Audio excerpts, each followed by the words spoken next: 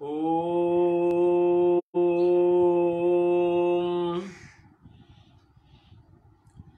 यं ब्रह्मा वरुणेन्द्ररुद्रमरुतः स्तुन्वन्ति दिव्यैस्तवैः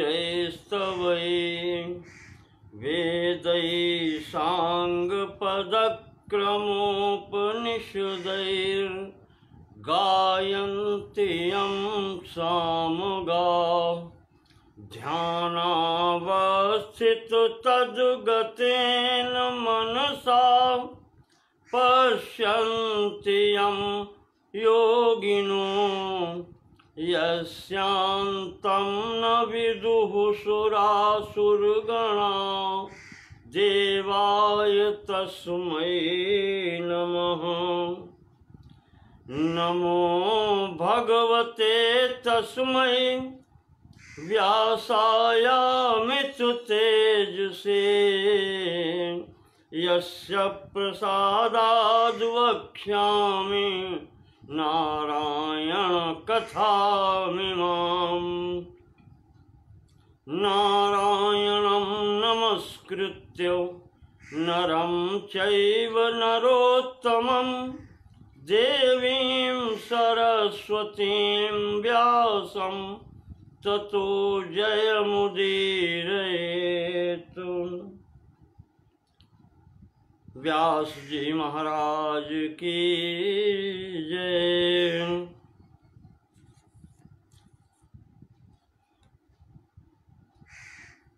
ओम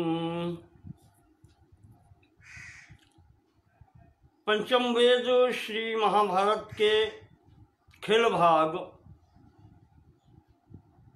हरवंश पुराण के भविष्य पर्व के अंतर्गत कल के प्रसंग को आगे बढ़ाते हुए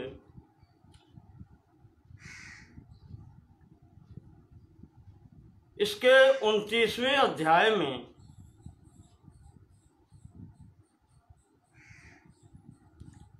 तपस्या के प्रभाव का उल्लेख किया गया है।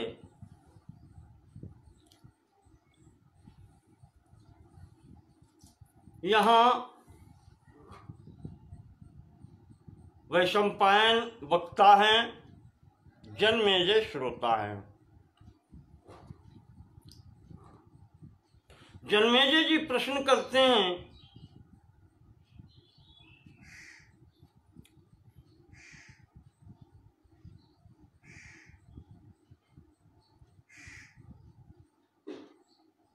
कि आपने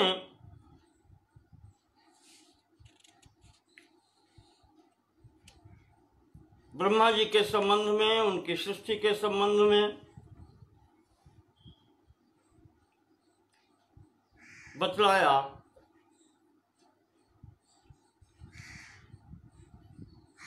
अब देख करके यही लगता है जब भगवान स्वयं तपस्या करते हैं ये सब करने के लिए, तो तपस्या का प्रभाव हर स्थान पर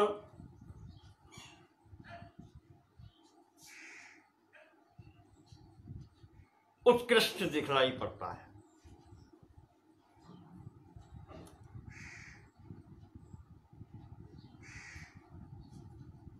अतः आप इसके संबंध में कुछ बतलाएं।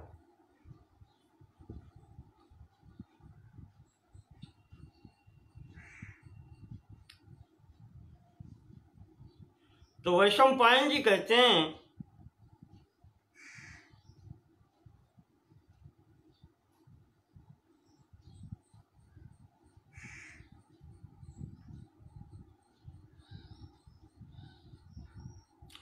कि अथ दीक्षां समास्थाय सर्वे विष्णुमया गणा पुष्करादग्निमुद्धृत्य प्रणीय च यथा विधि।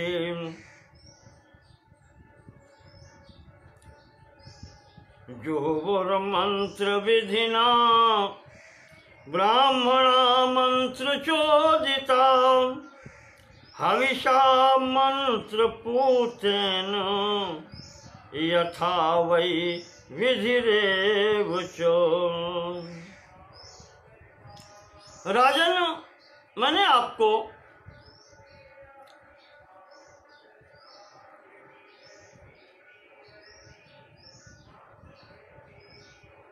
ब्रह्मा जी के द्वारा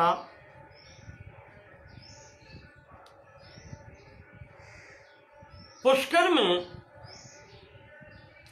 यज्ञ की स्थिति बतलाई, वहीं सृष्टि की भी स्थिति बतलाई। वहीं से अग्नि लेकर के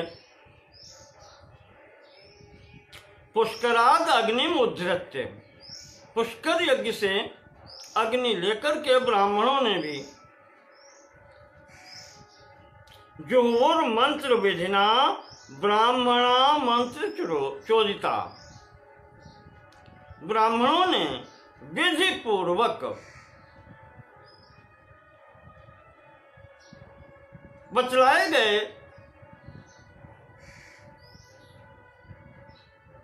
ब्रह्मा जी के मार्ग के द्वारा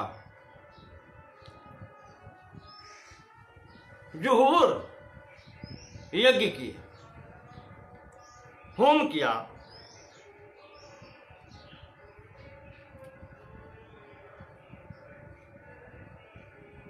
यहीं से अग्नि देवता का भी उत्कर्ष हुआ।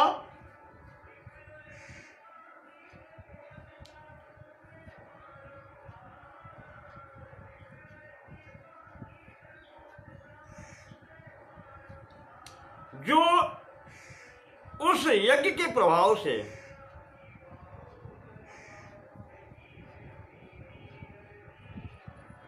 वैशंपायन जी कहते हैं कि पुरुष रूप में उत्पन्न हुए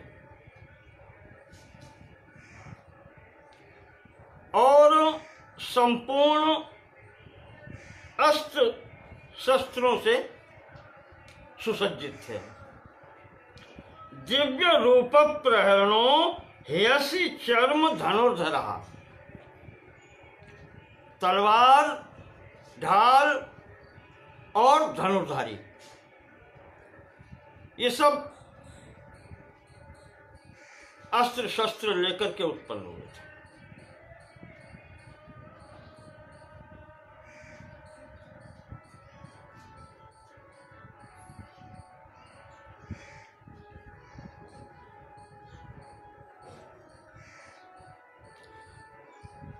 विष्णु चक्रधरः खंगी मुसली लांगलायुधः नरो लांगल मालंब्य मुसलम च महाबलः। भगवान नारायण जो हैं सगदो लांगली चक्री शरी चर्मी परश्वधी शूली वज्री खंग पाणी शक्तिमान वरकार मुकह। ये सब इनके दिव्य अस्त्र शस्त्र भगवान नर और नारायण के साथ में आए। वैशंपायन जी कहते हैं ये सब तपस्या के प्रभाव से ही उन्हें प्राप्त हुआ, या निर्मित हुए तपस्या के प्रभाव से ही ये अस्त्र शस्त्र हुए। वज्रमिंद्रस्तपो योगात् छत पर्वाणमक्षिपत् रुद्रः शूलं पिनाकं च मनसा धारयत् भुवि।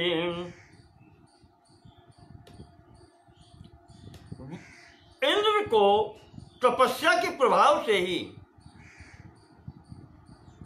वज्रम शत पर्वाणम 100 गांठों वाला 100 पर्वों वाला वज्र प्राप्त हुआ, और महाराज रुद्र को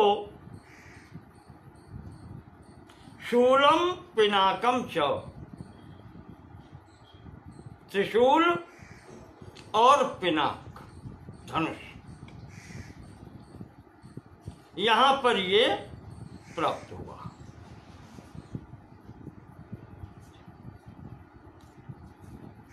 पिनाक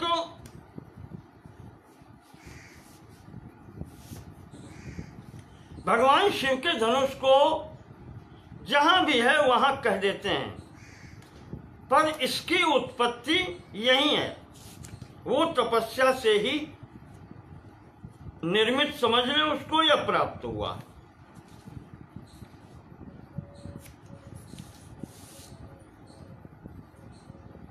संभवतः हम आपको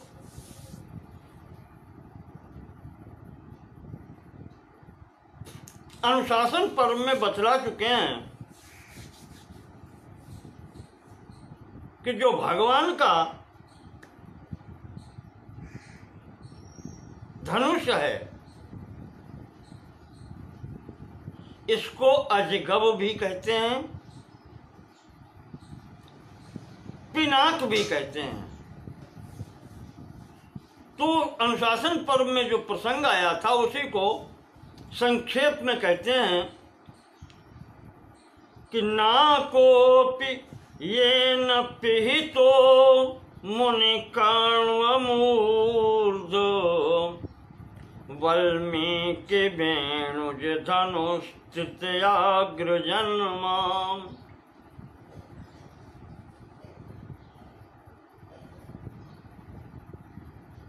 नाकोपि येन पिहितो,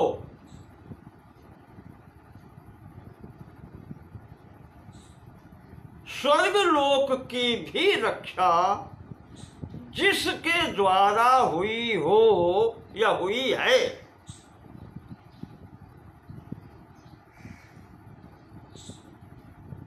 ऐसा धनुष, उसका नाम है पिनाक।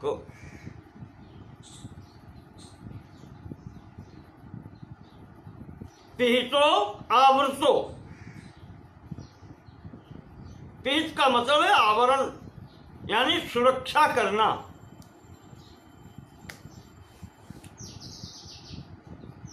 और कहा है कि कणों मुनि जो तपस्या कर रहे थे उनके ऊपर जब वाल्मीकि का या दीमक की बामी बन गई, वो सब मिट्टी ढेर हो गया, उसके पास में ही एक बांस उत्पन्न था।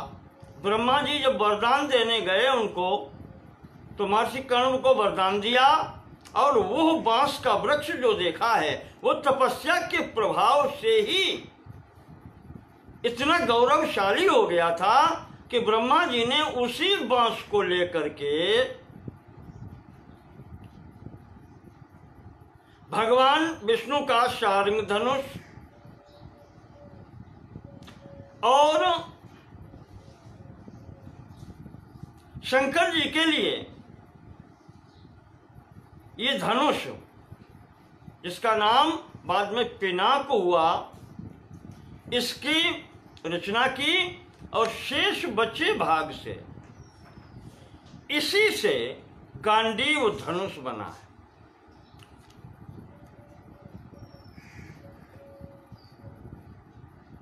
जो सोम को दिया गया था, शार्ंग दिया गया विष्णु को, पिनाक ये दिया गया भगवान शिव को, और जो गांडीव था सोमम प्राजात भगवान सोम को दिया गया, जिनसे वरुण को प्राप्त हुआ, वरुण के पास था।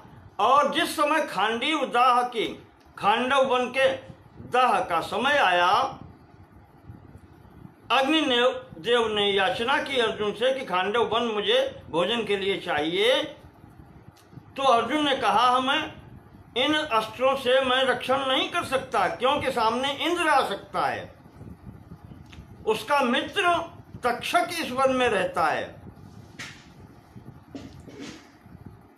तब अग्निदेव ने वही गांडीव धनुष वरुण से मांग करके अर्जुन को दिया था, एक रथ और ये गांडीव धनुष। ये धनुष वापस वरुण के पास तब पहुंचा जब महाप्रस्थान के समय वही भगवान अग्निदेव आ गए मार्ग में और कहा, अर्जुन अब इसकी तुम्हें कोई आवश्यकता नहीं है, अब इसको विसर्जित करो। तो वहीं एक सरोवर में विसर्जित करा दिया था, वो फिर भगवान वरुण के पास पहुंच गया। तो यहां हम बता रहे थे पिनाक, पिनाक शब्द का अर्थ यहां से लिया गया है कि ना को पिए न पिहितो, जिसके द्वारा स्वर्गलोक की भी रक्षा हुई है। मुनि कर्मूर्ध वाल्मीकि वेणुज धनु तृतीयाग्र जन्मा, 3 धनुष बने थे। अग्रजन्मा ब्रह्मा जी के द्वारा निर्मित हुए थे। यह सप्त शीर्ष फणि रूप उदार कर्मा, सप्त शीर्ष फणि रूप, 7 फन वाले नाग के समान की आकृति का बना हुआ था। चाप, ये जो चाप है, तम आवहसी, शंकर जी की प्रार्थना है कि ऐसे धनुष को आप धारण करते हैं, नाथ है नाथ, ततो पिनाकी, इसलिए आप पिनाकी कहे जाते हैं, पिनाक धनुष रखने वाले कहे जाते हैं। तो वहां ये इसका संदर्भ आया था। एक श्लोक में ये संदर्भ मैंने पूरा उस अध्याय का आपको दिया है कि कैसे ये पिनाक मिला है, पर यहाँ जो दिया है वो कहते हैं कि इन्होंने तपस्या से ही प्राप्त किया। मृत्युर्दंडम पाशमापः, मृत्यु को दंड भी मिला, यमराज को वो दंड और पाश मिला। पाशम आपः, आपा यानी वरुण देव को पाश मिला। काल शक्ति ग्रहणत, और काल ने शक्ति ग्रहण की। जग्राह परशुम त्वष्टा, और एक परशु मिला त्वष्टा को। ये सब देवता हैं। कुबेरश्च परश्वधम, और इसी प्रकार से कुबेर को भी एक परशु मिला है।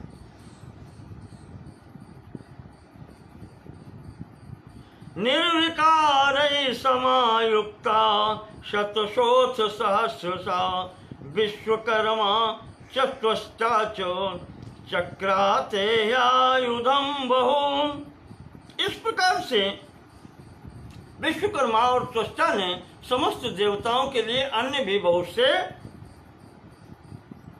आयुधों का निर्माण किया। उन्हीं परमात्मा ने तपस्या से प्रसन्न होकर के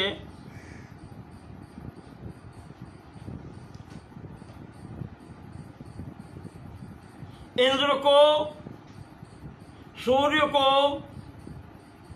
और भगवान रुद्र को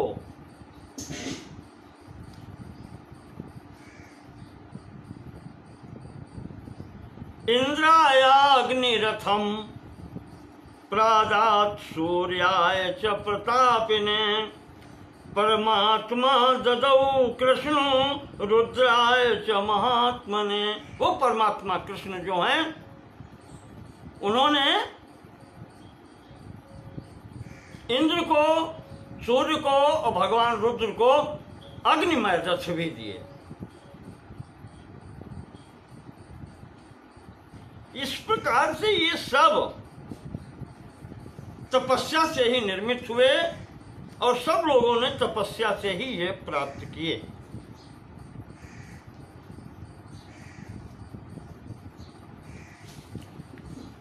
इनके प्रभाव से ही समस्त देवगण प्रभावशाली हुए, बलशाली हुए।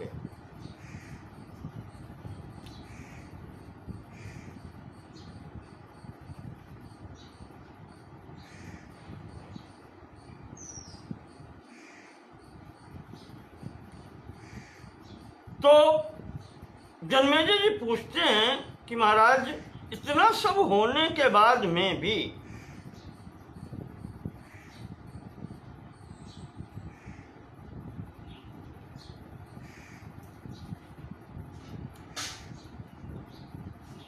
ब्रह्मण खिले वर्तमाने निर्मर्यादे महागृहे अविनाशे च भूतानां कथमासन प्रजास्तदा। कहते हैं कि हमने सुना है कि असुरों ने भी तपस्या की,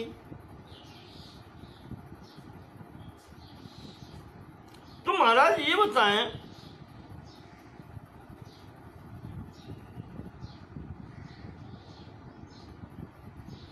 कुछ न कुछ तो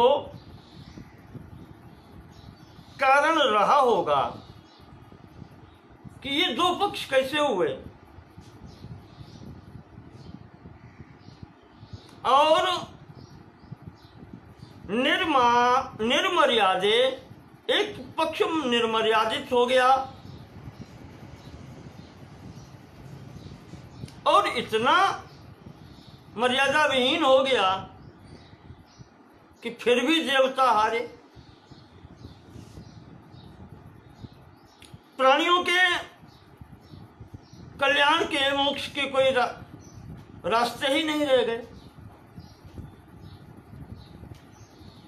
ऐसी स्थिति में फिर प्रजाएं कैसे रहती थी, जनता कैसे रहती थी?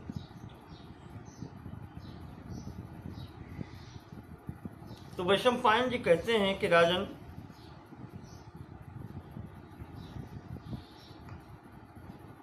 पीछे कथाएं हम आपको सुना के आए हैं।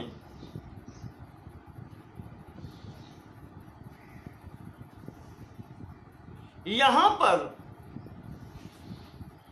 जब प्रारंभ में सृष्टि ऐसी थी कि सबका ध्यान रखते थे, सभी व्यक्ति अन्य व्यक्तियों का ध्यान रखते थे, पालन पोषण करते थे, मर्यादा रखते थे, पर सर्वप्रथम उनके चित्त में लोभ का स्फुरण हुआ।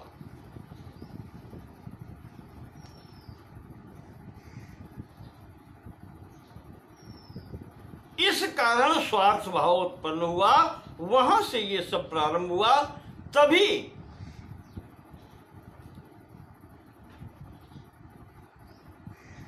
वेन पुत्र राजा पृथु का राजा के पद पर ब्रह्मा जी ने अभिषेक कराया।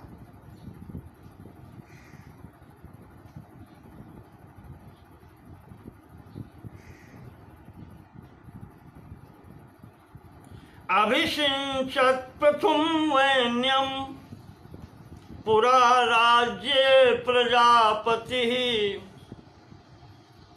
राज्याय ऋषिभिः सार्धं प्रजा धर्मपरायणः। इनका अभिषेक ब्रह्मा जी ने इसीलिए किया कि प्रजा का पालन भली प्रकार से हो। येष नः परमो राजा, ये प्रथम राजा कहे गए। परमः प्रथमा। सानुरागो व्यजायत त्रेतायां संप्रवृत्तायां अन्योन्यमनुजल्पिरे। ये त्रेता युग के प्रारंभ का समय था। सतयुग सब योगी विज्ञानी, उस समय किसी की ऐसी आवश्यकता नहीं पड़ी। सब प्रजा एक दूसरे का रंजन करती थी, ध्यान रखती थी, एक दूसरे का पालन करते थे। पर जब लोभ स्फुरित हुआ त्रेता की प्रारंभ में ही वो स्थिति, कालखंड बदल गया।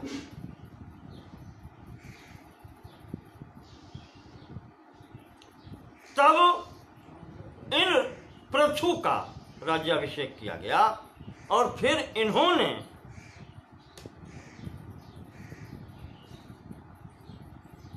प्रजा का अनुरंजन किया। रंजनाथ राजा, प्रजा का भली प्रकार से ध्यान रखने के कारण, रंजनाथ प्रसन्न रखने के कारण ये राजा कहे गए।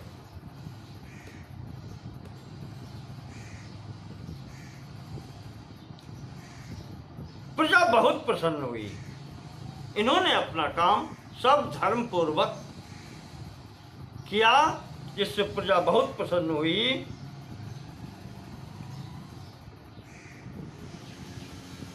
इसी समय की घटना है। वैशंपायन जी कहते हैं बसंत ऋतु का समय, वैशाख का महीना,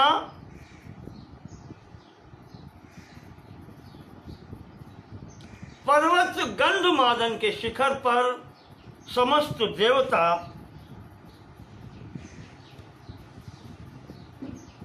उपस्थित हुए।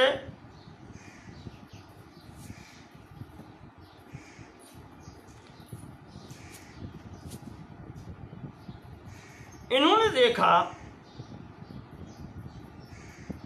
कि पृथ्वी तल की, भूलोक की व्यवस्था बहुत अच्छी चल रही है। यहाँ दैत्य भी उपस्थित थे। महाराज, पृथु की कीर्ति देवलोक तक, संपूर्ण त्रिलोकी में फैल गई। कहते हैं कि एक सुगंध जैसी फैल गई, यश रूपी सुगंध, जिससे सब मोहित हुए।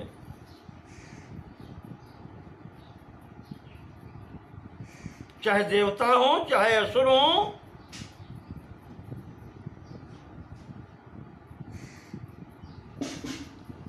वो सुगंध पाकर के सब लोग सोचने लगे कि जब सुगंध ऐसी है, सुगंध का मतलब पृथ्वी पल्लवित पुष्पित है, तो इसमें जो फल होंगे वो कितने सुंदर होंगे।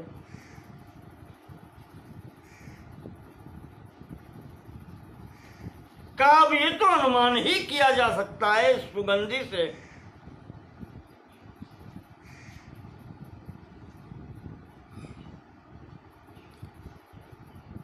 तो वैशंपायन जी कहते हैं कि बस यहीं पर बुद्धि भेद होता है।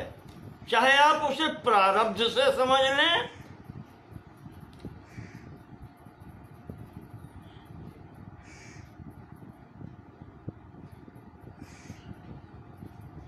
अनुमानेन विज्ञेया, अब ये अनुमान से आप समझ सकते हैं। विविधा कर्म बुद्धयः, जो कर्म विषयक बुद्धियां होती हैं, कर्म कैसे करना है इसका विचार करने वाली जो बुद्धियां हैं,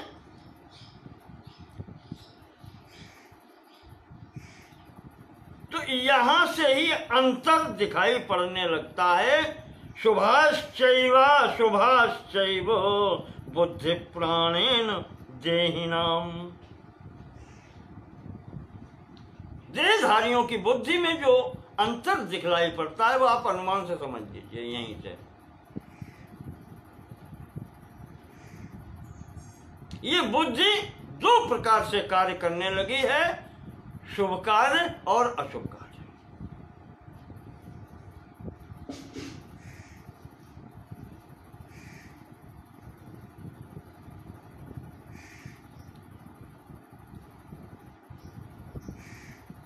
शुभ का मतलब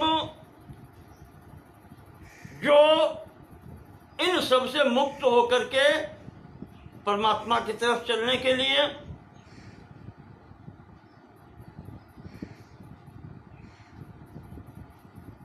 मोक्ष प्राप्त करने के लिए, यानी जिनके हृदय में या मस्तिष्क में ये आया और ये सब बांधने वाले तत्व हैं, वो सोचता है कि आगे बढ़ो, इनकी तरफ मत जाओ। और कुछ ऐसे हैं जो कहते हैं कि चलो इनको देखो, ये क्या है, इन्हें प्राप्त करो। सुगंध ऐसी है तो फल कैसा होगा, फल की तरफ आकर्षित होने वाले, और वो विविध प्रकार के कर्म करते हैं। वो अशुभ भी हो सकते हैं, संसार की ओर ले जाने वाले कर्म महाराज ने अशुभ में गणना की है। भोग साधक हैं ये, जिन्हें भोग की कामना हुई वो इधर चले, मोक्ष की कामना वाले वो उधर चले।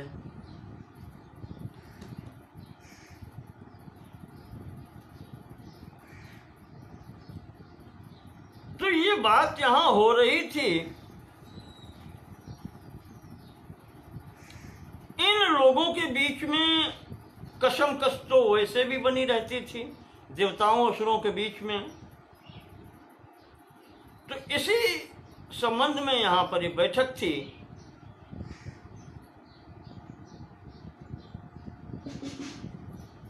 तो इसी सभा में विचार किया गया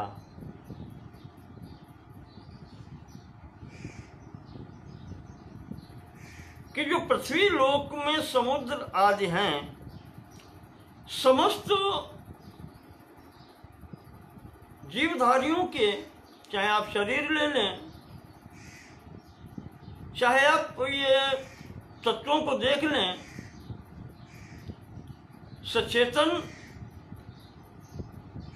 प्रधानता दो तत्वों के अधिक मिलती है, जल तत्व और पृथ्वी तत्व। और पीछे बता चुके हैं कि पृथ्वी तत्व का भी मूल स्थान जल ही है।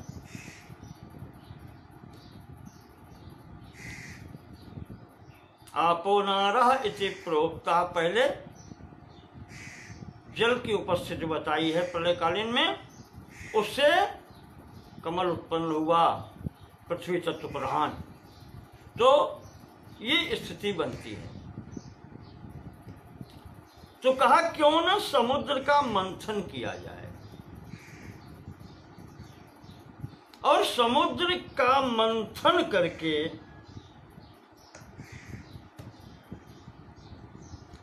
उससे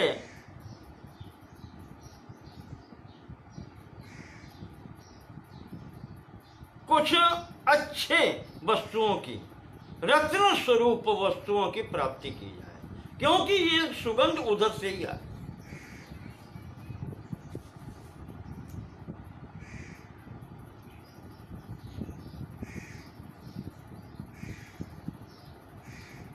फिर लोगों ने कहा कि केवल जल मथने से क्या होगा, इसमें जो पृथ्वी पर उपलब्ध औषधियां या अन्य वस्तुएं हैं, ये डाल करके बनाओ। जैसे नहीं आपने देखा होगा, भगवान भोलेनाथ के प्रसाद में वाराणसी में और आसपास के क्षेत्रों में, यहाँ भी कभी कभी लोग करते हैं, ठंडाई बनती है, विभिन्न प्रकार की वस्तुएं पड़ती हैं, सुगंधित भी, और ये सब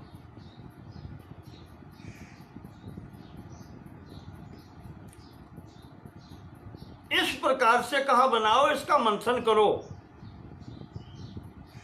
तो अमृत की प्राप्ति हो सकती है, जिसको हम सब लोग ग्रहण करेंगे।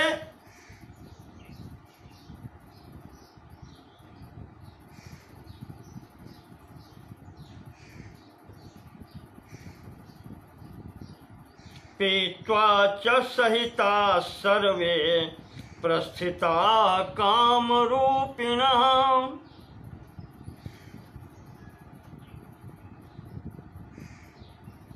हम सब लोग काम रूपी हो जाएंगे। प्रस्थितः प्रकर्षण स्थिता, हमारी स्थिति अच्छी हो जाएगी।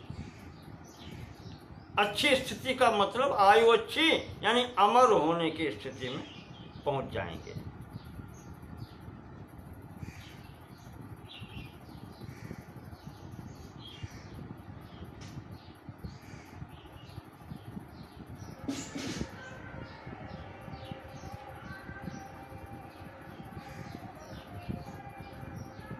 अब चिंतन करके विचार करके ये हुआ कि इस कार्य में भगवान विष्णु को प्रधानता दी जाए, हम सब लोगों में ये प्रधान रहेंगे और उनकी अध्यक्षता में ये कार्य किया जाए।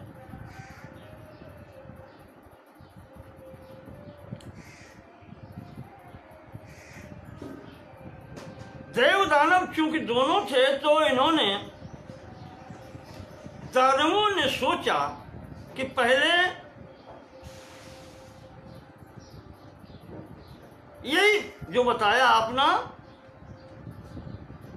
कि अशुभ वाले हैं, भोग प्रधान स्थितियां बुद्धि वाले जिनके हैं वो पहले प्रयास करते हैं।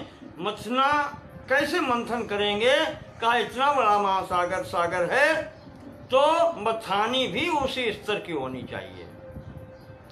दौड़ पड़े सभी असुर और असुरों की तरफ से प्रधान उस समय जो थे वो राजा बलि थे।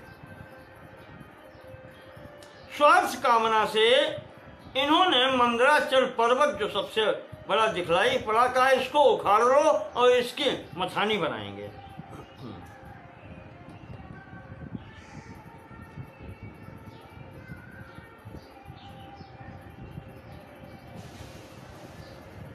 तो इस प्रयास को करने में ये दैत्य असुर जो हैं ये सक्षम नहीं हो पाए।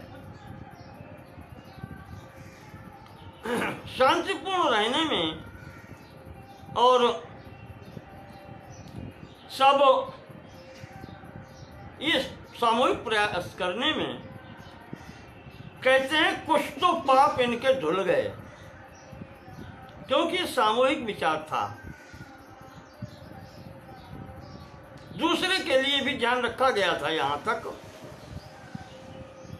तो ये फिर जब सफल नहीं हुए तो ब्रह्मा जी की शरण में गए।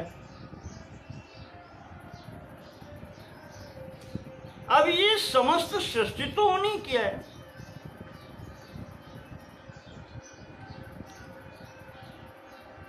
तो उन्होंने ही सबको सांत्वना दी।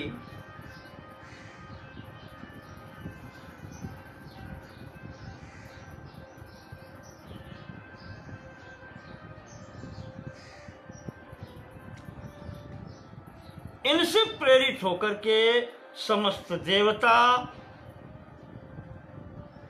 जिनके अगुआ कहें या नेता कहें भगवान विष्णु बनाए गए थे, ये इनको प्रेरणा हुई और इन्होंने ले जाकर के उस मंदराचल पर्वत को उखाड़ करके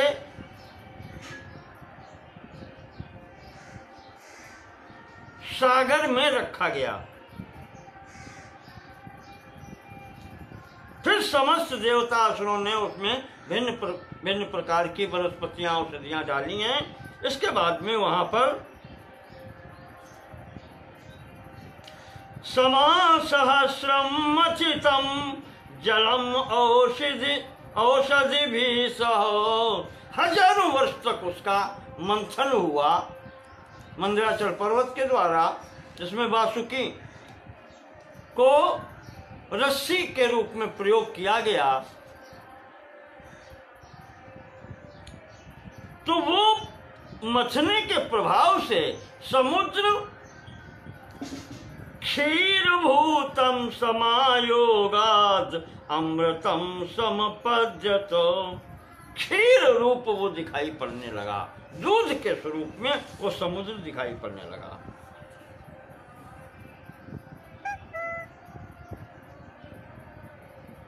उसमें से जो प्रथम कहते हैं, प्रथम नहीं और भी हुए, कहा कि उसमें से फिर वो जो अमृत एकत्र हुआ कलश में एकत्र करके जल से महाराज धन्वंतर निकले। वैशंपायन जी कहते हैं कि इससे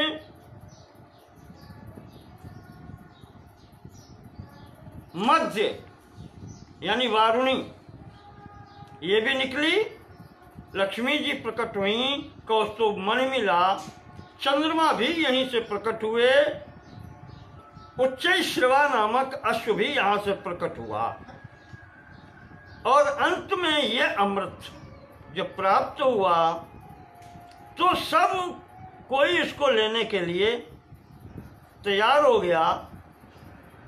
असुर पक्ष भारी पड़ा, उन्होंने कलश ले लिया और फिर यहाँ पर भगवान ने मोहिनी रूप धारण करके देवताओं और दैत्यों में इसको वितरित किया। तो वारुणी उन्होंने, अब कहें इसको छल ही कह सकते हैं, नीति भी है सखे साक्ष्यम समाचरे, तो उसी के प्रभाव से भगवान ने अमृत तो देवताओं को दिया और वारुणी दैत्यों की तरफ दी गई। और यहाँ पर छल से राहु ने देवताओं के पक्ष में बैठ करके वो अमृत लेना चाहा, तो जब उसके गले में पहुंच गया था तो भगवान ने वहीं से चक्र से उसका सिर काट लिया। तो उसके दो भाग हो गए, शिरोभाग राहु कहलाया और देह भाग शेष केतु कहलाया।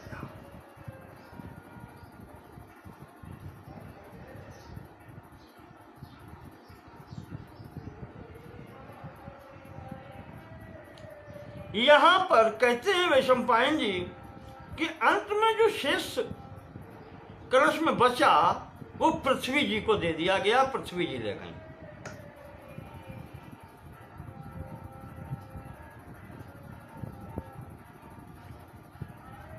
अच्छे नेता के समान भगवान विष्णु का ये प्रयास देव पक्ष के लिए सफल रहा।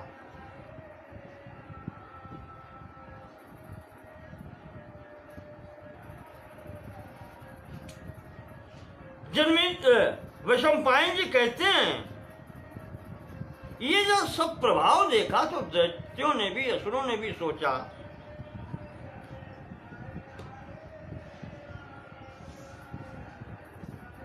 कि तपस्या का ये प्रभाव है तो हमें भी करना चाहिए।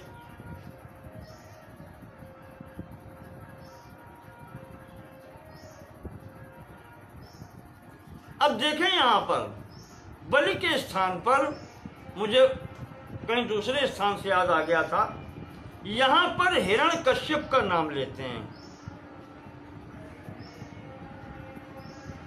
कि हाँ उनके वंश में, ठीक है, उनके वंश में वैशंपायन जी कहते हैं ईजे बहु सुवर्णेन राजसूयेन पार्थिवा क्रतुना दानव श्रेष्ठो वसुधायां महाबला गंगा यमुनयोर्मध्ये यदभूत विपुलं तपः समेयुस्तत्र सहिता यजमाने महासुरे। ये राजा बलि जो है हिरण्यकश्यप के वंश का, इसने यहाँ पर गंगा यमुना के मध्य भाग में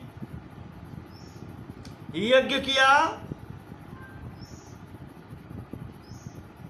जिसमें ब्राह्मण और बहुत से योगी महात्मा एक साथ उपस्थित हुए।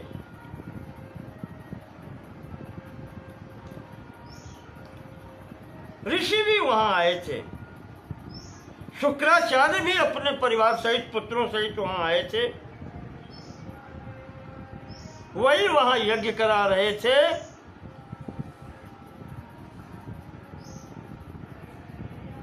इसी यज्ञ में भगवान विष्णु वामन स्वरूप बना करके पहुंचे और वहां पर उन्होंने अपने स्वरूप के अनुसार 3 कदम या 3 पग पृथ्वी की मांग की।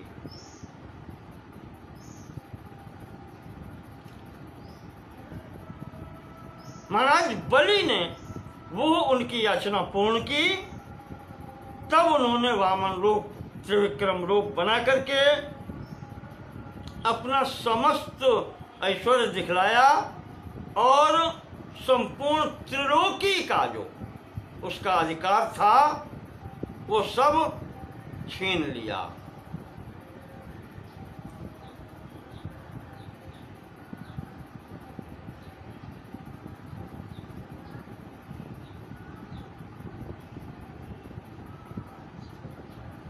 और बलि को सुतल लोक जाने की आज्ञा दे दी।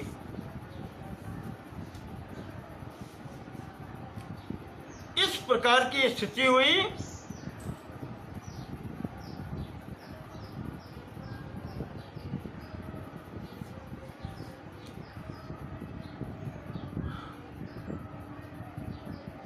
इंद्र पुनः अपने पद पर प्रतिष्ठित किए गए।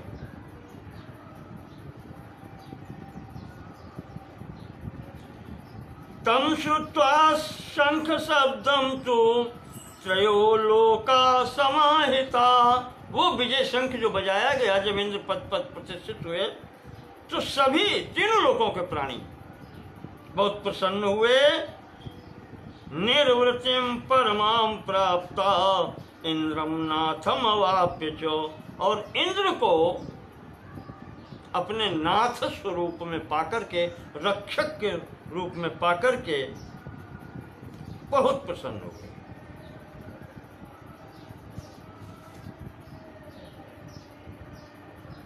वैशंपायन जी कहते हैं जब इस प्रकार से ये शासन व्यवस्था त्रिलोकी की प्रतिष्ठित हो गई तो देवता मनुष्य ये सब आनंद स्वरूप होकर के अपने अपने यहां रहने लगे।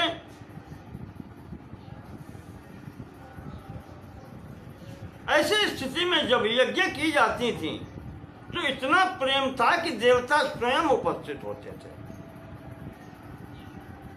अपना भाग ग्रहण करने के लिए यज्ञों में।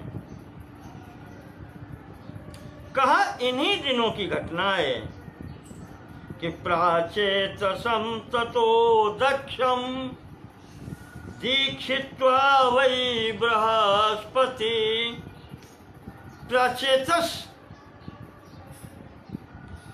प्रचेतागणों के पुत्र दक्ष जो थे ये प्रजापति बनाए गए और ये दीक्षित्वा वही बृहस्पति ही इनके उपरोहित बृहस्पति जी थे। उन्होंने इनको यज्ञ की दीक्षा दी। वाजिमेधाय भगवान ऋषि भी परिवारिता। अश्वमेध यज्ञ की इन्होंने यहाँ पर दीक्षा ली।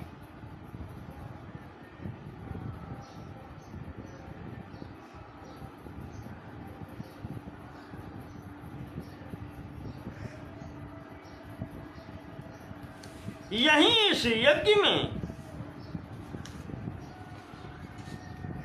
भगवान रुद्र भी अपनी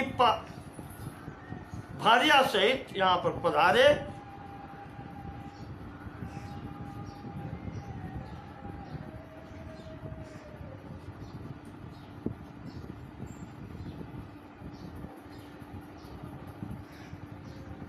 सब लोग अपने अपने आसन पर बैठे थे। यहीं पर विवाद हो गया। उसके बाद में पुनः जब दक्ष ने यज्ञ की तो भगवान का अपमान हुआ रुद्र का। और मैंने जैसा कहा है कि तीनों मूर्तियां एक हैं, ब्रह्मा विष्णु और ये महेश या रुद्र जी कहें। समय आने पर उनके प्रयोजन के अनुसार नाम अलग अलग हो सकते हैं, मूलतः तो एक ही सत्ता है। ऐसी स्थिति में यहीं सती जी ने अपना शरीर छोड़ा, जिसके फलस्वरूप भगवान ने इस यज्ञ को यहां विध्वंस किया। बभंजिरे चयूपाग्रान, यूपाद सब भंजित कर दिए, सब समाप्त कर दिए, तोड़ डाले। कलशांश्चापि चिक्षिपु कलश, ये सब उठा करके फेंक दिए। चिच्छिदो कांचनान वृक्षान शोभार्थम उपकल्पिताम, जो सजावट वहां की थी स्वर्णमयी, वो सब भंग कर दी। पत्नीशाला उजाड़ दी, जो भविष्य रखा था वो सब खा गए। उनके गण जो भी बीच में बाधा करने आया सबको दंड दिया गया।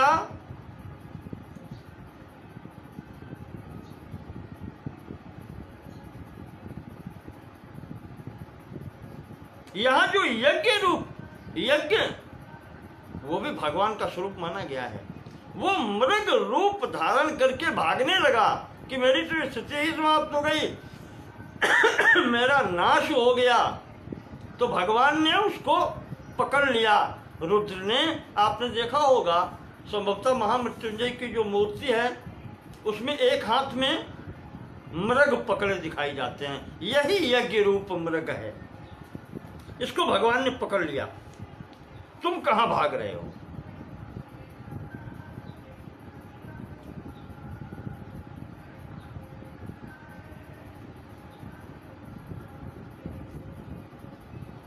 ऐसी स्थिति में अब पूरे त्रिलोक में हाहाकार मच गया।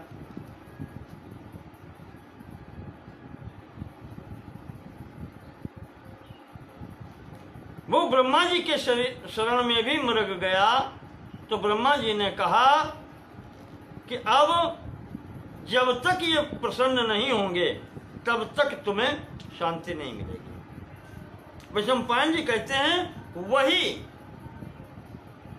आकाश मंडल में मृगशिरा नाम से नक्षत्र है जिसके पीछे भगवान रुद्र की भैरव मूर्ति पड़ी हुई है। खड़े हैं, वो दिखा पड़ते हैं कि बाण लेकर के, और वो आगे भाग रहा है।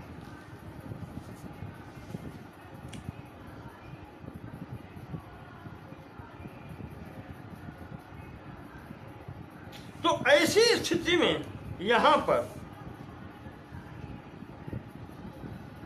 दक्ष को भी दंड की प्राप्ति हुई।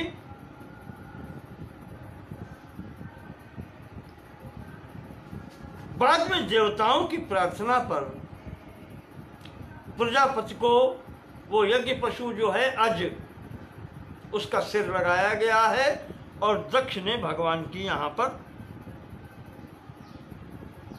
प्रार्थना की।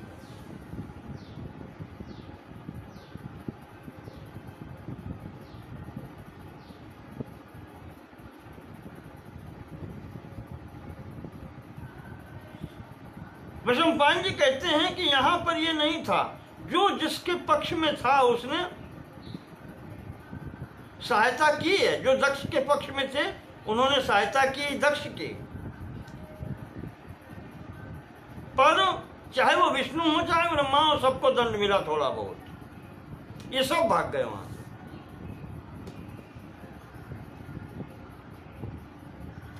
सर्वभूतेषु राज्येन्द्र हितो यज्ञ सनातन दक्षो यज्ञ फलम चैव प्राप्तवान स प्रजापति। उस यज्ञ में प्रजापति कर रहे थे, उसमें सबके कर्म निहित थे, सबका भाग्य भी उनके साथ में जुड़ा हुआ था, संपूर्ण प्राणियों के लिए हितकर था। तथापि भाव शुद्धि न होने से ये स्थिति बन गई। तो दक्ष ने उस यज्ञ का पूरा पूरा फल पाया।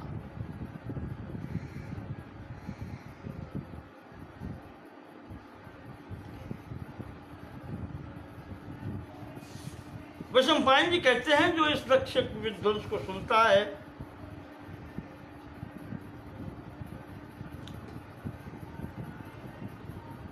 उसको किसी प्रकार का शोक नहीं होता है, कामनाएं की पूर्ण होती हैं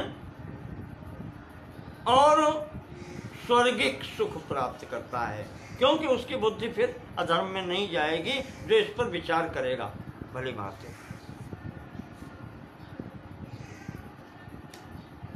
इस प्रकार से इस संक्षेप में वैशंपायन जी ने घटनाओं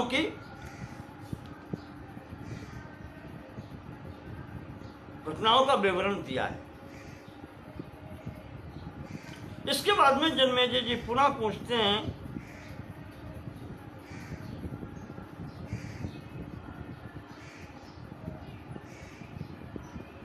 कि हमने भगवान के वाराह अवतार के विषय में भी सुना है। इस स्वरूप में भगवान क्यों आए?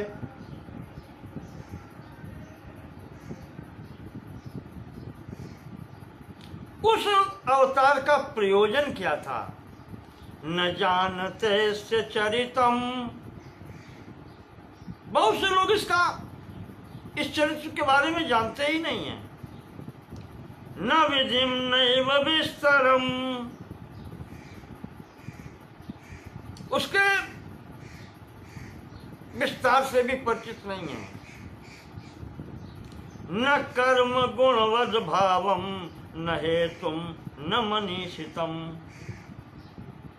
इसका अवतार का प्रयोजन क्या था? भगवान का अवतार लेने का विचार क्यों हुआ ऐसा? उनके कर्म और गुण के विषय में लोग बहुत कम जानते हैं। इसलिए महाराज इस को विस्तार सहित आप बताओ। तो वैशंपायन जी कहते हैं कि राजन,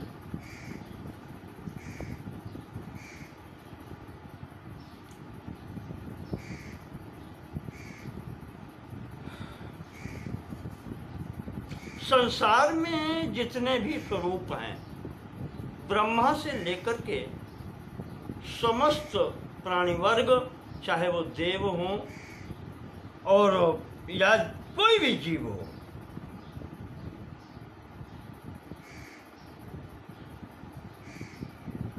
चतुष्पदानि सर्वाणि तिर्यगयोनि गतानि च जंगमानि च सत्वानि यच्चान्य जीव संगीतम। जो भी जीव मात्र की संज्ञा रखता है, जो प्राणी कहा जाता है, सच चैतन्य है। और कहने का तात्पर्य है कि अचैतन्य तो कोई है ही नहीं, क्योंकि अधिष्ठान तो वही है, उनमें ही ये कृति है, अधिष्ठाता भी वही हैं, तो वो सब में प्रविष्ट हैं। इसलिए जो ये सब स्वरूप है, ये उन्हीं भगवान का ही स्वरूप है।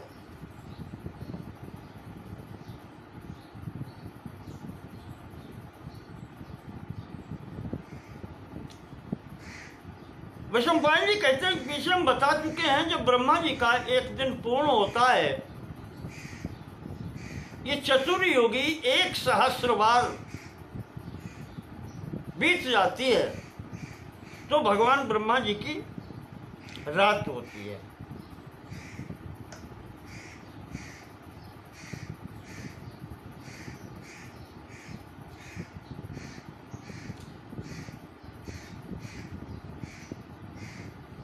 और भगवान ब्रह्मा जी अपने स्वरूप में स्थित हो जाते हैं।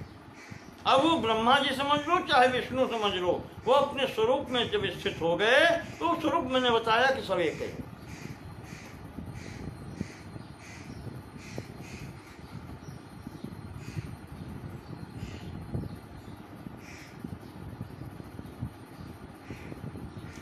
कहा भगवान या वो सत्ता, परमात्मा सत्ता, वो सदैव रहती है। जैसे लौकिक में अगर विचार करें आप, सूर्य का उदय और अस्त, उनके दर्शन और अदर्शन पर स्थापित होता है, पर सूर्य रहते सदैव हैं। जब हमें दर्शन होना प्रारंभ होता है, कहते हैं उदय हो गया, और जब वो दूसरी तरफ जाते हैं तो दर्शन नहीं होता है, तो कहते हैं कि अस्त हो गए, अन्यथा उनका उदय अस्त नहीं होता। इसी प्रकार सृष्टि का भी है।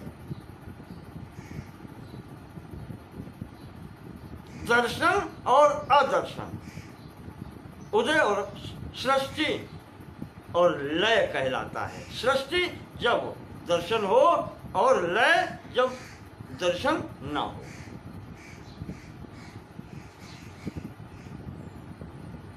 उस समय भगवान अपने स्वयं रूप में स्थित होते हैं। एक बार ऐसे ही हुआ।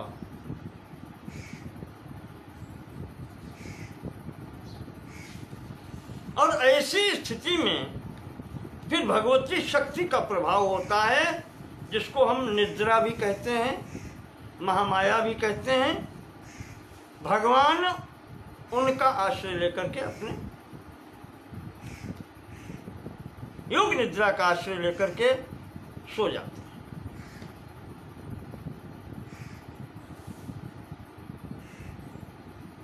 तत्पश्चात जब वो रात्रि व्यतीत होती है तो पुनः भगवान फिर विचार करते हैं और फिर ब्रह्मा जी वही अपना नित्य कार्य प्रारंभ करते हैं।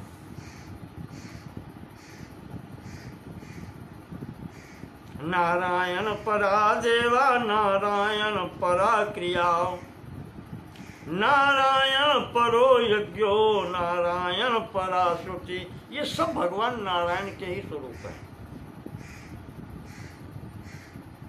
देवता हो, क्रियाएं हो, साधन हो, श्रुति हो, वेद हो, यज्ञ हो,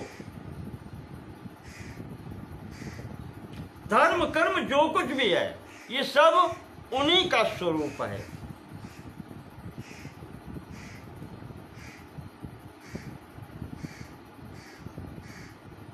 वैशंपायन जी कहते हैं ये कृति भी उन्हीं की है,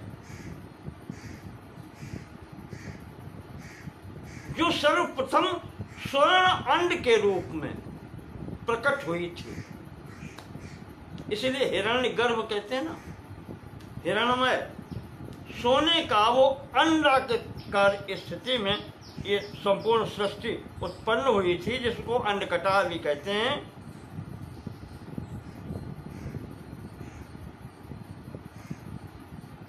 और इसमें ही संपूर्ण स्थिति सृष्टि की हुई।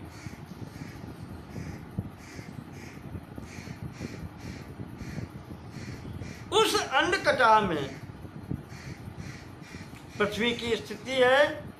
एक बार की स्थिति ऐसी हुई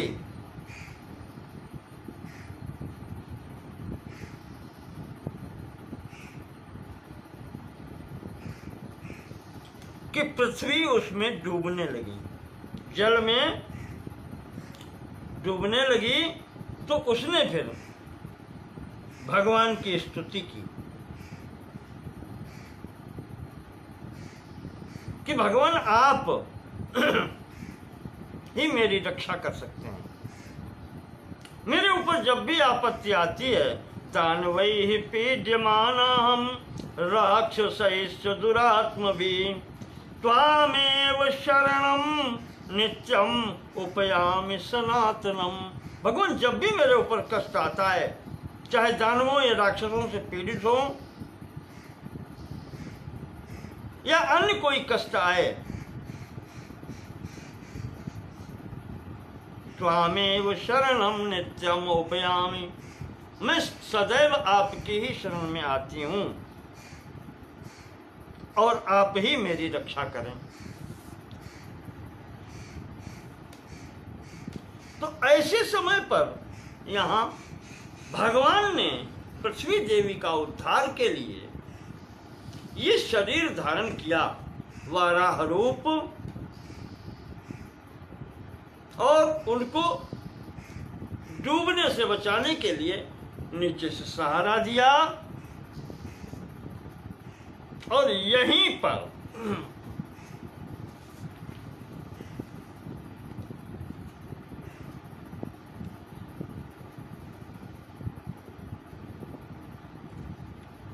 पृथ्वी को उठा करके जब निकले हैं तो हिरण्याक्ष से भेंट हुई। तो उसने देखा ये वाराह रूप वाराह वैसे कोश में देखें तो कपि भी नाम है उसका, वाराह को कपि कहते हैं। वैसे आप अपनी भाषा में शूकर जिसको कहा जाता है, हमारे यहाँ सुअर भी कहा जाता है, वैसे संस्कृत में शूकर, उसी को वाराह कहते हैं। उस स्वरूप में भगवान थे और अपने वाराह के दांत भी होते हैं, हाथी के बड़े होते हैं, छोटा जानवर है इसलिए छोटे छोटे दांत उसी प्रकार से बाहर निकले होते हैं। उस एक दांत पर भगवान ने धारण किया, लेकर के निकल रहे थे। बीच में हिरण्याक्ष ने देखा, ठहर ये कहाँ से क्या लिए जा रहा है, उसने घेर लिया। यहाँ पर भगवान ने जल के ऊपर पृथ्वी देवी को स्थापित करके और उस हिरण्याक्ष दैत्य का विनाश किया और उन्होंने ही विधिवत पृथ्वी देवी की स्थापना की। तो उस सृष्टि में इनका भगवान वाराह का योगदान रहा। वैशंपायन जी कहते हैं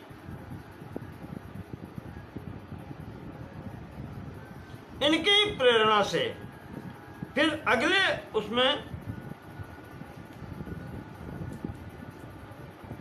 जिसे आप इस समय जो चल रहा है ये श्वेत वाराह कल्प ही है, ये इसी कल्प की कहानी है।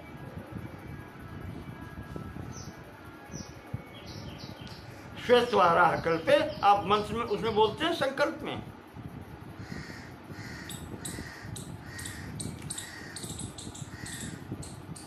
ब्रह्मणे द्वितीय परार्धे श्वेत वाराह कल्पे वैवस्वत मनवंतरे अष्टाविंशतमे कलयुगे कल प्रथम चरण ये बोलते हैं आप वहां।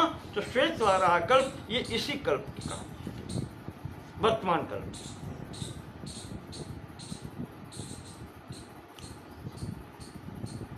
तो उस समय फिर ब्रह्मा जी ने यहाँ पर उसी पूर्व जैसे बताया गया था कि पूर्व की भांति महाराज ब्रह्मा जी ने फिर सृष्टि की। उसी प्रकार से फिर इंद्र तीनों लोकों के राजा बनाए गए।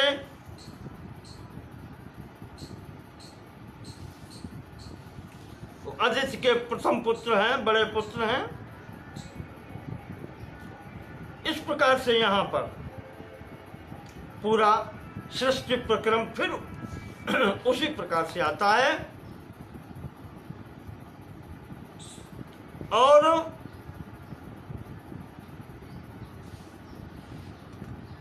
हिरण्याक्ष वध की कथा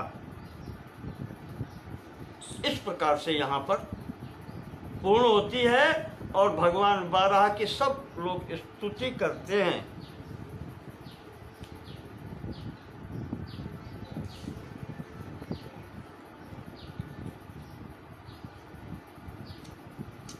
वैशंपायन जी कहते हैं कि एष कौरव्य तत्वेन कथितस्त्वनुपूर्वशा।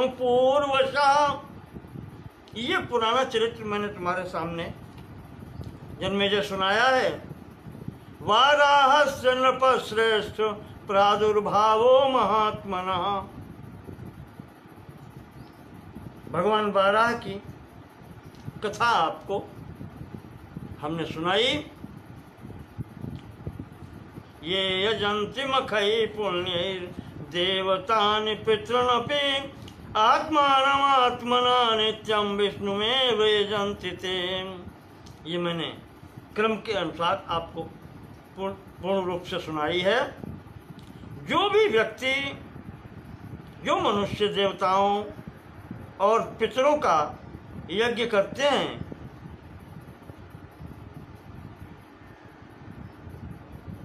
या आत्मचिंतन करते हैं, आत्मानम आत्मना नित्यम, तो विष्णु में वो यजन्ति थे, वो इसी मार्ग के अधिकारी होते हैं। वो वास्तव में भगवान का ही ध्यान करते हैं।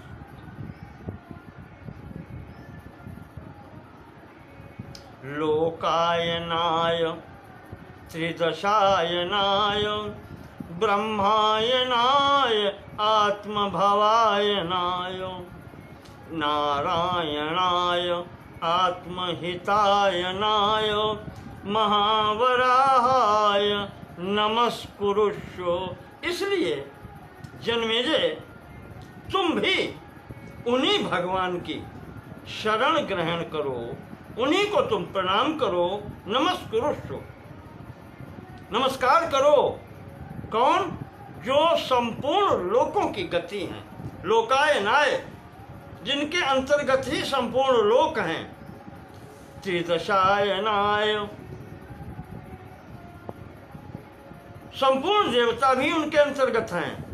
ब्रह्मायनाय, ब्रह्म वेद को भी कहते हैं, ब्रह्मा जी को भी कहते हैं ब्रह्मा और वेद भी उनके अंतर्गत ही हैं।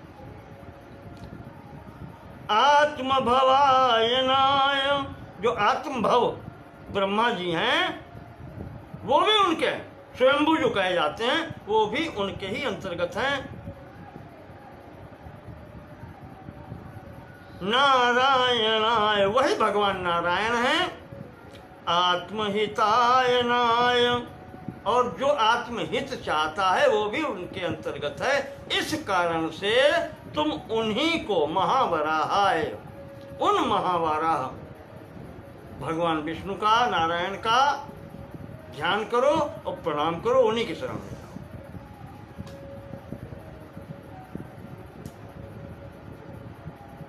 वैशंपायन जी कहते हैं कि राजन, ये वाराह अवतार की मैंने कथा सुनाई, अब तुम आगे प्रश्न करोगे। कुछ चीजें होती हैं आचार्य या शिक्षक वही, मेरी दृष्टि से मैं अपनी बात कर रहा हूं, शिक्षक उत्तम वही है जो शिष्य के मनोभाव को पढ़ ले, उसके प्रश्न पूछने से पहले उसका उत्तर दे दे। उत्तम शिक्षक वही है, गुरु भी वही है कि शिष्य क्या पूछ सकता है उसका उत्तर वो उस क्रम में देते चले।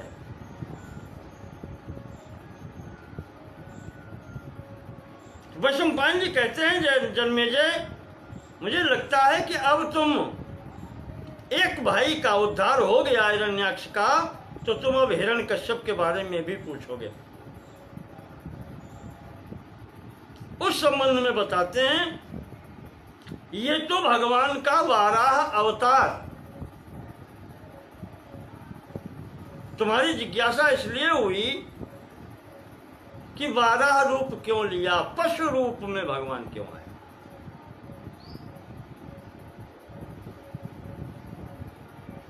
तो जन्मेजय, भगवान के लिए कुछ भी संभव नहीं है। ये तो पूर्ण पशु शरीर है, भगवान ने अर्ध पशु अर्ध मानव शरीर लिया है, जिसको भगवान का नृसिंह अवतार कहा जाता है। कहा ये हिरण्याक्ष के भाई हिरण्यकश्यप के उद्धार के लिए लिया गया।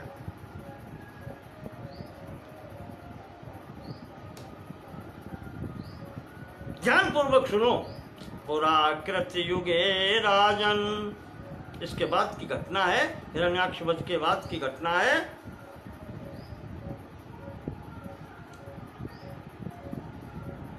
सतयुग की घटना है। अब वो प्रथम का नहीं होगा, प्रथम में उद्धार हो गया उसका, तो अगला सतयुग जब आया होगा तब होगा।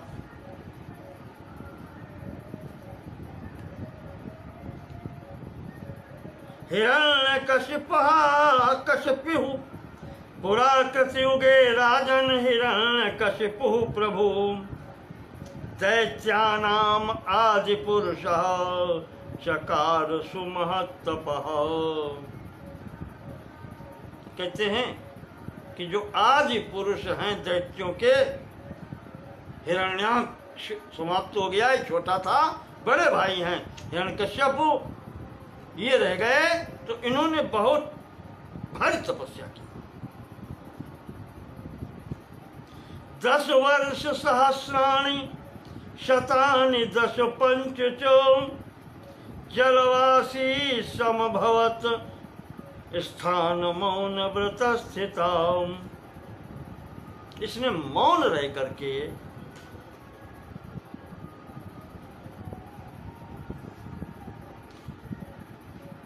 11,500 वर्ष जल के अंदर तपस्या की। ब्रह्मा जी प्रसन्न हुए। ब्रह्मा जी ने कहा कि वरदान मांगो। तो हिरण्यकश्यप कहता है कि महाराज आप प्रसन्न हैं तो ये दे दीजिए। क्या मांगता है? न देवासुर गंधर्वा न यक्षो रग राक्षसा न मानुषा पिशाचाश्च निहन्युर्मां कथंचन। मेरा वध या मुझे देवता, असुर, गंधर्व, यक्ष, उरग यानी नाग, राक्षस, मनुष्य, पिशाच, ये कोई भी मुझे मार न सके। ये यहां पर वो मांगता है।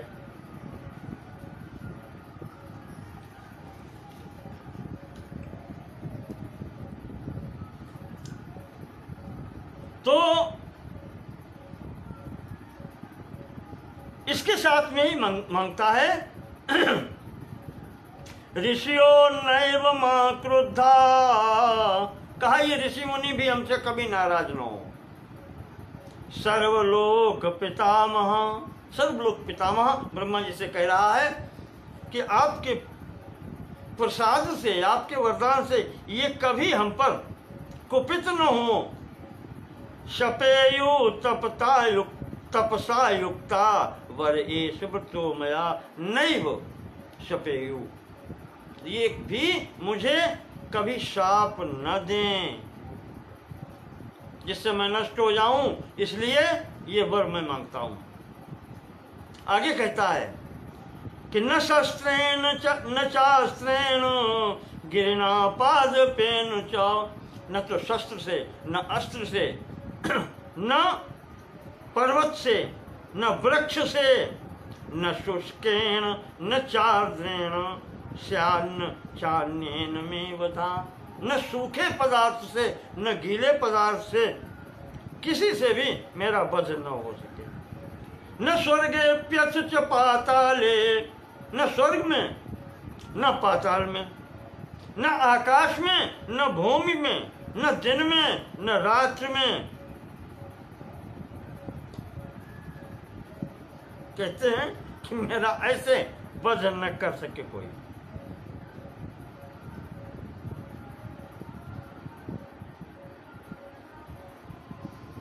और उसी भाव में वो मांगता है कि पाणि प्रहारेण एकैन सभृत्य बलवानम यो माम नाशयितुम शक्तः समे मृत्युर्भविष्यति। यहाँ पर इसने मांगा है कि हम किससे मरें। श्रीमद् भागवत आठ में लिखा है केवल वो यही मांगता है कि हम किसी से मरे नहीं, पर यहाँ वो मांगता है कि ऐसे व्यक्ति के द्वारा या ऐसी शक्ति के द्वारा मेरा वध हो जो मेरी संपूर्ण सेना सहित मुझे एक ही थप्पड़ में, एक ही झापड़ में मार सके, यानी कष्ट न हो, एक बार में ही नष्ट हो जाए, बिना कष्ट के मृत्यु मिले। ये वो कहता है ऐसी शक्ति जो रखता है यो माम नाशयितुम शक्तः, जो इस प्रकार से, कैसे, पाणि प्रहारेण एकैन, एक ही पानी के प्रहार से, यानी कि हाथ के प्रहार से जो नष्ट कर सके, ऐसे वही मेरे लिए मृत्यु रूप हो।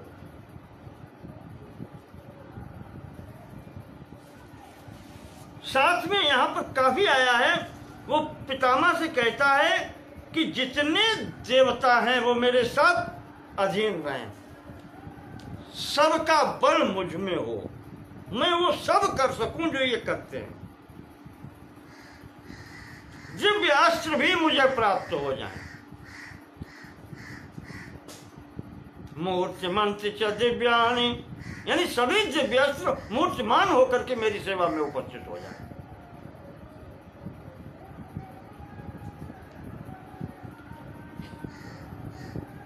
पितामह कहते हैं, भीष्म पिता ब्रह्मा जी ने कहा कि हिरण्यकश्यपु, तुमने बहुत बड़ा वरदान मांगा है, क्योंकि तुमने तपस्या की है, तो तुमने जो कुछ मांगा है वो सब मिलेगा, ये मेरा आशीर्वाद है। ऐसा कहकर के ब्रह्मा जी चले गए। अब तो सब देवता और जितने इन लोगों ने सुना, अब ये सब परेशान होकर के ब्रह्मा जी की शरण में पहुंचे कि आप कर क्या आए, अब तो हमारी सबकी स्थिति समाप्त हो गई, अब तो त्रिलोकी का शासन आपने सीधे सीधे हिरण्यकश्यप के अध्यक्षता में दे दिया, अब तो शासक वो हो गया, अब न मुझे भोजन मिलेगा, क्योंकि अब यज्ञ भोक्ता भी तो वही हो गया, देवताओं को जो मिलता था वो सब कुछ वो ग्रहण करेगा, कार्य भी वही करेगा, तो हम क्या करेंगे अब। तो ब्रह्मा जी कहते हैं कि देवताओं परेशान न हो, अवश्यम त्रिदशास्तेन प्राप्तव्यम तपसा फलम। देखो, उसने जो हिरण्यकश्यप ने तपस्या की है उसका फल तो उसको मिलेगा ही। ब्रह्मा जी कहते हैं देवताओं से, उसका फल उसको जरूर प्राप्त होगा।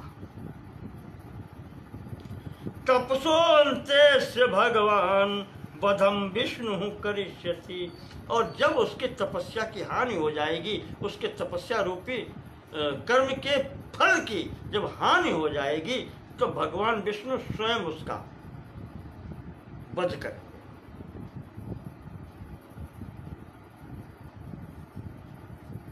ये आश्वासन इन्होंने दिया। उधर उसको अधिकार मिला, हिरण्यकश्यप ने संपूर्ण लोकों में आतंक फैला दिया। अब वो कोई डरने नहीं है, देवता कुछ बिगाड़ नहीं सकते, ऋषि महर्षि शाप नहीं दे सकते।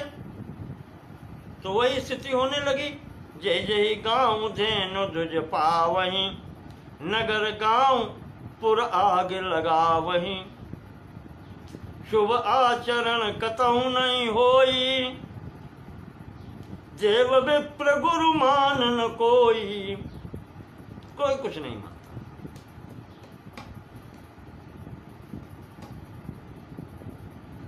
और जिनके ये आचरण भवानी, ते जानहु निश्चर सम प्राणी। आज भी जिनके ऐसे आचरण हो, आप समझ लीजिए वो राक्षस हैं। स्वरूप कोई भी हो, आपको मनुष्य रूप में दिखाई पड़ रहे हो, पर वो राक्षस ही है।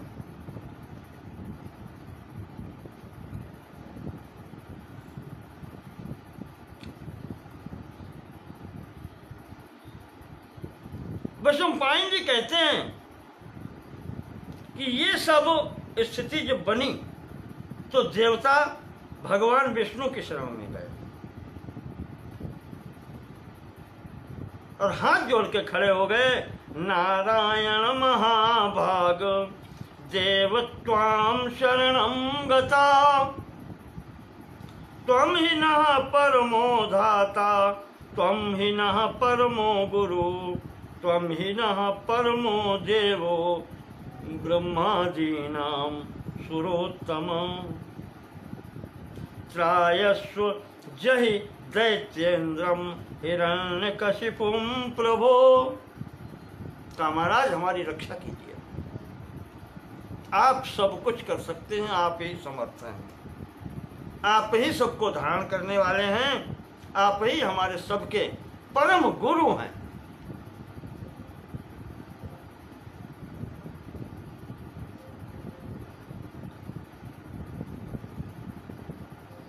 भगवान ने आश्वासन दिया कि ठहरो, व्यवस्था बना रहे हैं। यहां पर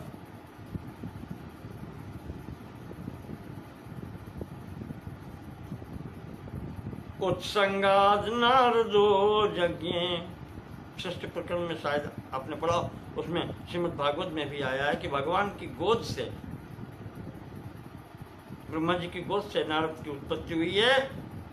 और मैंने कहा ब्रह्मा जी विष्णु और रुद्र सब एक हैं, तो वो हृदय से उत्पत्ति है, गोद से उत्पत्ति है, तो वो सब जानते हैं। उन्होंने जाकर के व्यवस्था बना दी और हिरण्यकश्यप के रानी कयाधु के गर्भ से बालक प्रहलाद की उत्पत्ति, जिसको गर्भ में ही नारद जी ने उपदेश दे दिया, विष्णु भक्त बना दिया।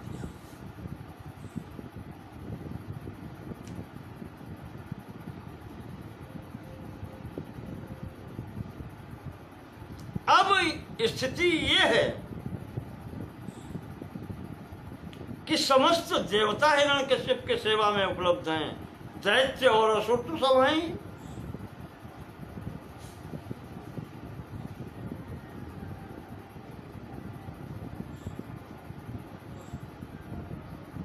नारद जी की कृपा, भगवान की इच्छा से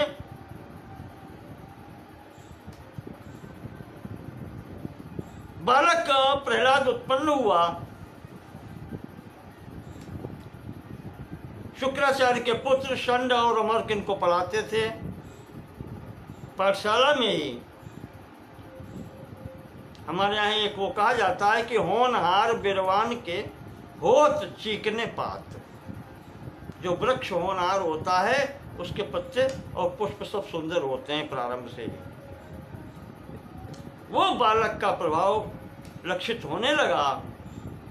स्थिति ये बनी कि पुत्र का भी, पुत्र प्रहलाद का भी ये पिता हिरण्यकश्यप शत्रु बन गया।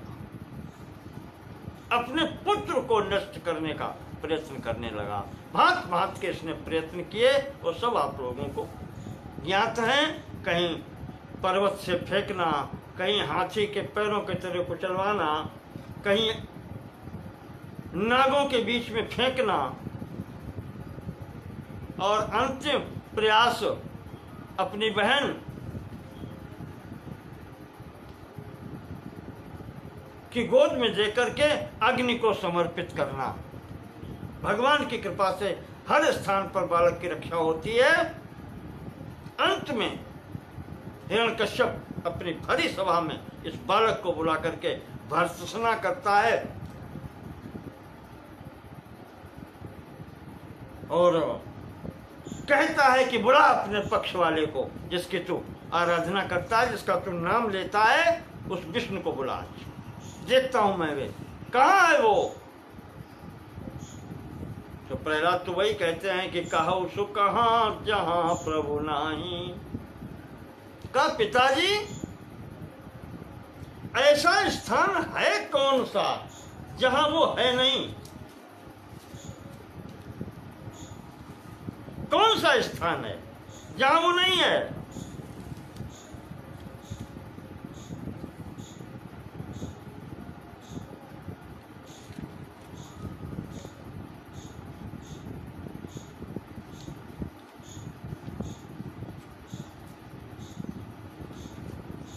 ये जो कहते हैं तो यहां पर प्रहलाद जी ने जो उत्तर दिया है, मैं आपको बाहर से एक आध पद देता हूं। प्रहलाद जी पिताजी से कहते हैं कि समस्त स्थानों पर वही है, वही था। कहा कैसे? तो कहते हैं गजे पी विष्णु, जिसके पैर के नीचे आपने मुझे कुचलवाया था, वो हाथी जो था उसमें भी वही थे।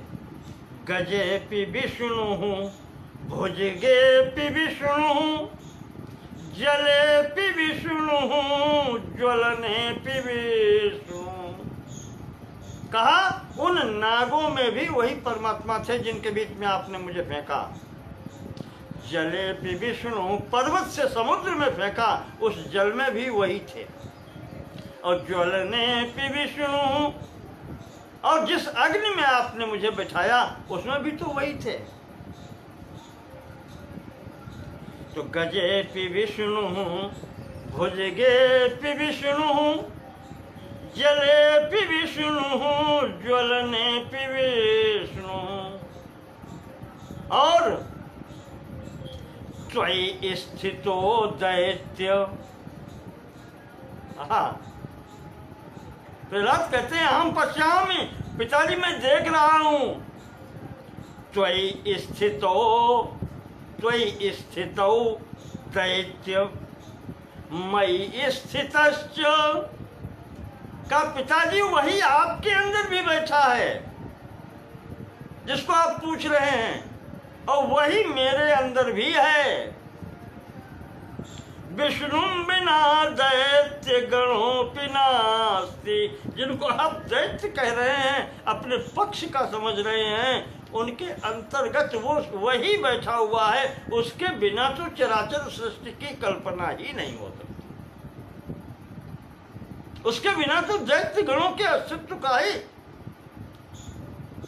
उसको न मान करके आप इन सबके अस्तित्व को अस्वीकार कर रहे हैं। आप अपने अस्तित्व को अस्वीकार कर रहे हैं। ऐसा होता ही नहीं है।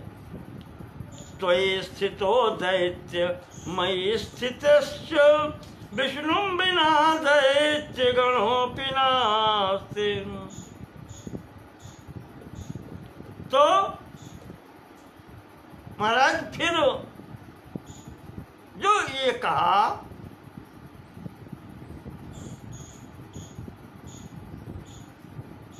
अंत में कहते हैं हरिम बिना न कोप्यस्ति यदि युक्तम तद विधीयताम। का समस्त सृष्टि में कोई स्थान ऐसा नहीं है जहां पर वो हो न। ये निश्चित है, ये जान लो, और फिर तुम्हारी जो इच्छा हो करो। यद युक्तम, जो आपको समझ में आए, अच्छा लगे, तद विधीयताम, वो करो।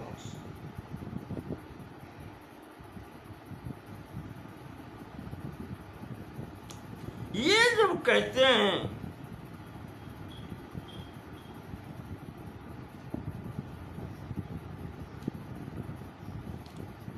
अब वो एकदम आंखें लाल, चारों तरफ देखता है। अचानक उसका प्रहलाद सामने खड़े हैं। उसने तुरंत कहा, प्रहलाद क्या इस जड़ वस्तु में, इस खंभे में है क्या? यहां भी है, मेरे अंदर और तो अपने अंदर तो तूने बता दिया। अब वो ऐसी जगह पकड़ता है जो जड़ कहा जाता है। उस स्थिति में वो कहता है कि क्या इसमें भी है, इस खंभे में है?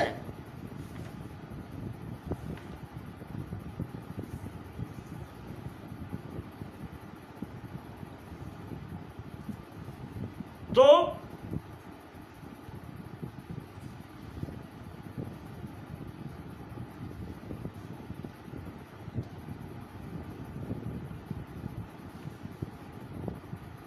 प्रहलाद कहते हैं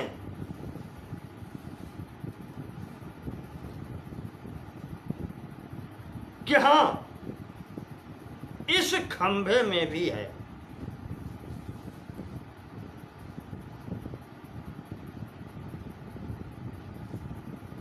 इस खंभे में भी है। वो ये कह रहे हैं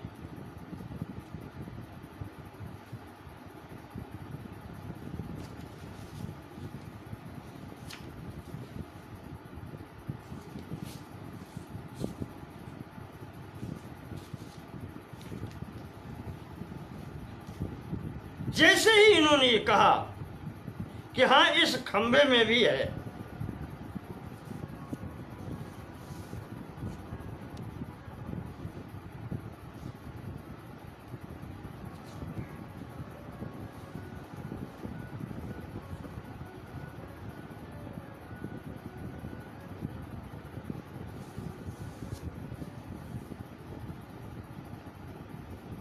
वैसे ही क्रोधित तो था ही,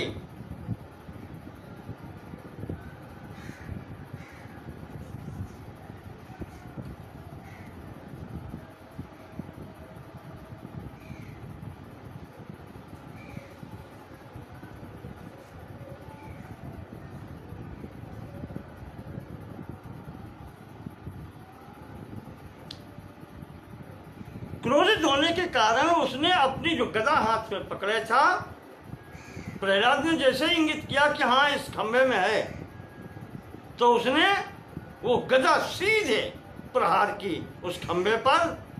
क्या हुआ? श्रीमद् भागवत का एक श्लोक, भगवान कितने कृपालु हैं। भक्त के विश्वास की किस प्रकार से पूर्णता होती है कि सत्यम विधातुम निज भृत्य भाषितम, अपने भृत्य, अपने सेवक, अपने भक्त की बात रखने के लिए, सत्यम विधातुम, सत्य करने के लिए, व्याप्तिम च भूतेषु अखिलेषु चात्मनः, संपूर्ण भूतों में अपनी उपस्थिति दिखलाने के लिए। भूत का मतलब प्राणी मात्र नहीं है, जीव मात्र नहीं है, सचेतन नहीं है। उसमें जड़, जिसको आप जड़ कहते हैं, पृथ्वी जल तेज वायु आकाश से निर्मित हर वस्तु में वो है, अभिभूत प्रविष्ट है, इसीलिए उसको विष्णु कहते हैं, सब में प्रविष्ट है। तो इस कारण से अदृश्यतात्यभूत, अदृश्यताद्भुत, अदृश्यता अदृश्यतात्यद्भुत रूप मुद्वहन, अपना स्वरूप वो दिखाया, अद्भुत स्वरूप। स्तंभे सभायाम, उस स्तंभ से प्रकट होकर के उस भरी सभा में, न मृगम न मानुषम, जो पूरा का पूरा न मृग शरीर है सिंह का और न मानुषिक है, मनुष्य का भी नहीं है और शेर का भी नहीं है, इनके मध्य का जो शरीर होता है, अर्ध मृग अर्ध मानुषम।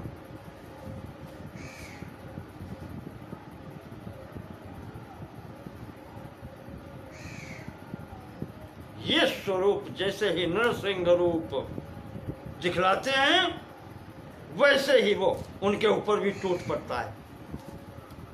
उसको वो जड़ ही नहीं है, कोई मेरा कुछ बिगाड़ नहीं सकता, पर वो ही समझ नहीं पाया कि उसने सब शरीर मांग लिए थे, सबसे मैं अवध्य हूं, पर ये तो न मनुष्य है न पशु है,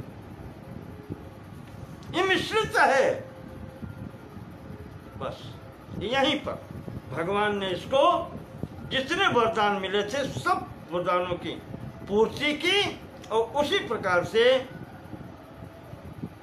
उस भवन की देहली पर बैठ करके संध्या के समय, न दिन है न रात है, अपने नाखून से विदीर्ण कर दिया। कोई अस्त्र शस्त्र नहीं,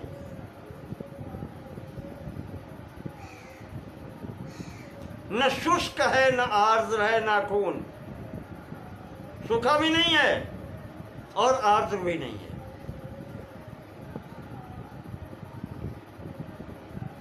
गीला भी नहीं है। भगवान ने इस प्रकार से यहां पर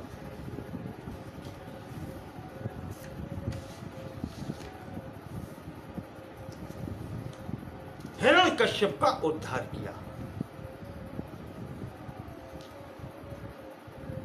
यहां पर देवताओं ने, ब्रह्मा जी ने उनकी स्तुति की, देवता कहते हैं कि अत्रया विहितं देवो नारसिंहम इदं वपुः एतदेवार्चयिष्यन्ति परावर विदो जना। भगवान आपने जो ये शरीर, अद्भुत शरीर धारण किया है, इसके समस्त लोकों में इसका पूजन होगा। आपको इसी रूप को पूजा करेंगे, आप इस स्वरूप में भी पूजे जाएंगे।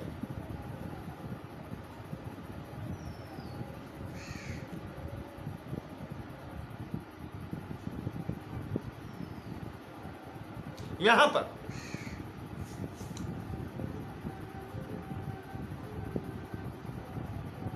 ब्रह्मा जी ने भी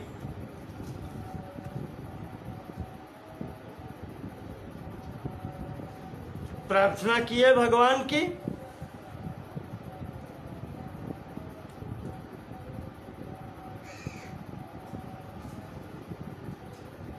आप भी हमारे भी पूर्वज हैं, समस्त चराचर सृष्टि के पूर्वज हैं। परम परस्यापि परम परायणम, जो सबसे परे हैं उनके भी परे आप हैं। परम च गुह्यम च परम च धाम, गोपनीय भी आप ही हैं और वो परम पद भी आप ही हैं। परम च योगम परमम प्रभुत्वम, योग से प्राप्त किए जाने भी वाले भी आप ही हैं।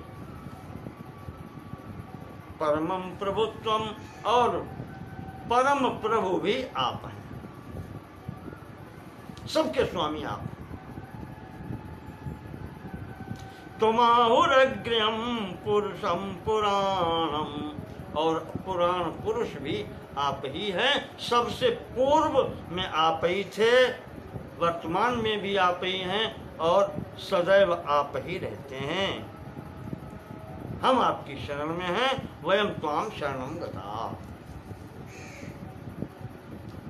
इस प्रकार से ब्रह्मा जी, वैशंपायन जी कहते हैं, ब्रह्मा जी स्तुति करके सभी देवताओं के साथ में अपने अपने लोक को चले गए।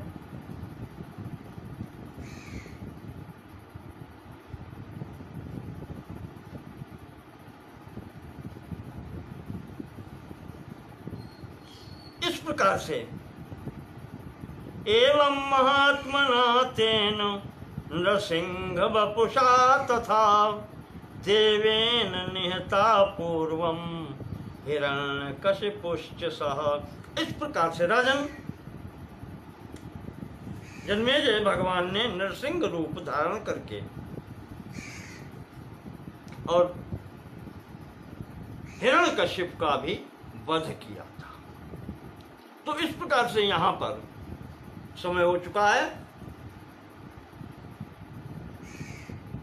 वाराह अवतार और नरसिंह अवतार की कथाएं वैशंपायन जी ने जन्मेजय जी को सुनाई। आगे जो बीच में संक्षिप्त वामन अवतार का आ गया था, उसको विस्तार से जन्मेजय जी ने सुनना चाहा, तो वैशंपायन जी सुनाते हैं। वो आगे फिर कल के प्रसंग में सुनाएंगे। बोलिए श्री नृसिंह भगवान की जय। ओम नमो भगवते वासुदेवाय।